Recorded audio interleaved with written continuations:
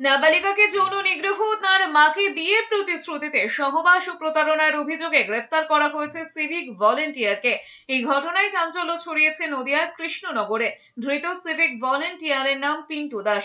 তিনি কোতোয়ালি থানায় কর্মরত ছিলেন। পুলিশ সূত্রে জানা গিয়েছে, অভিযুক্ত সিভিক ভলেন্টিয়ারের স্ত্রী ও ছেলে আগেই ছেড়ে চলে গিয়েছে। বছর দুয়েক আগে এক গৃহবধূর সঙ্গে তার বিবাহ বহির্ভূত সম্পর্ক তৈরি হয়। পিন্টু তাকে বিয়ের প্রতিশ্রুতি দেয় বলে অভিযোগ। এরপর তিনি তার কন্যা সন্তানকে নিয়ে স্বামীর ঘর ছেড়ে পিন্টুর সাথে কৃষ্ণনগরে কাঁঠালপোতা এলাকায় ঘর ভাড়া নিয়ে বসবাস শুরু করেন। অভিযোগ, কিছুদিন পর থেকেই তার উপর শারীরিক অত্যাচার করে পিন্টু। এমনকি তার অনুপস্থিতিতে তার 12 বছরের কন্যাকেও যৌন নিগ্রহ করত বলে অভিযোগ। থানাতে এই বিষয়ে না জানাতে হুমকি দেয়।